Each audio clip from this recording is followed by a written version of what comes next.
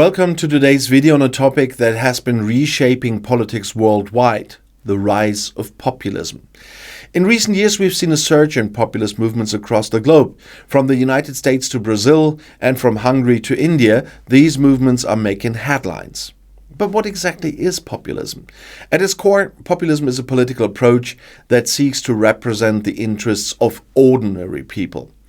Populists often position themselves against the elite or establishment, claiming to give a voice to the voiceless. So, why are these movements growing now? One major factor is the widespread disillusionment with traditional political parties. Many people feel that politicians have failed to address their concerns and their needs, and this disillusionment is often fueled by economic inequality. In many countries, the gap between the rich and the poor continues to widen. And as economic opportunities diminish, people look for alternatives, turning to populist leaders who promise change.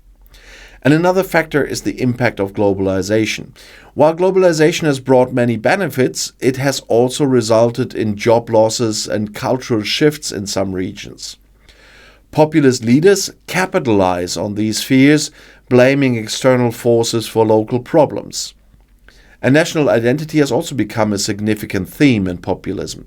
In an increasingly interconnected world, many people feel that their cultural identity is under threat.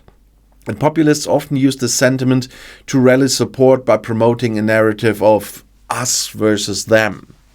And the rise of social media has played a crucial role in the spread of populist ideas.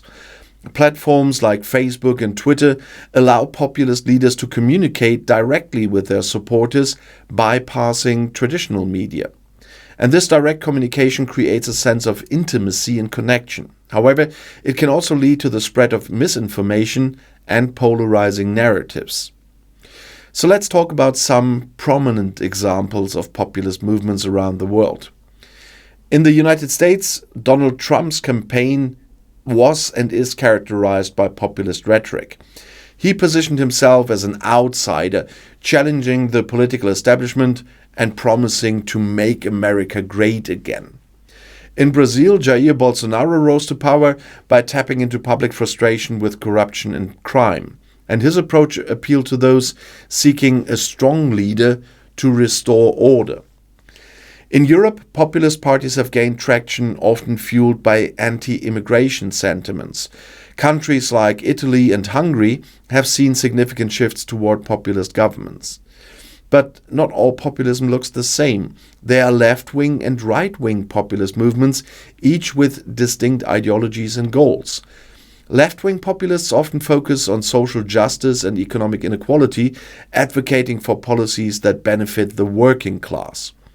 Right-wing populists, on the other hand, often emphasize nationalism and immigration control. While both types share a distrust of the elite, their solutions and visions for society can differ significantly. As we examine the rise of populism, it's essential to consider its implications. Populist movements can challenge the status quo and bring important issues to light, that's right. However, they can also foster division and undermine democratic institutions. In some cases, populist leaders have concentrated power and weakened checks and balances. So, how can we respond to this rise of populism? Engaging in open dialogue and understanding the concerns of those who support populist movements is crucial. Addressing economic inequality, providing better education, and fostering inclusive communities can help mitigate some of the factors driving populism. And as we navigate this complex political landscape, let's strive for a balanced approach that values both democracy and the voices of everyday people. So thank you for watching, and if you enjoyed this video, please like and subscribe for more content on pressing global issues.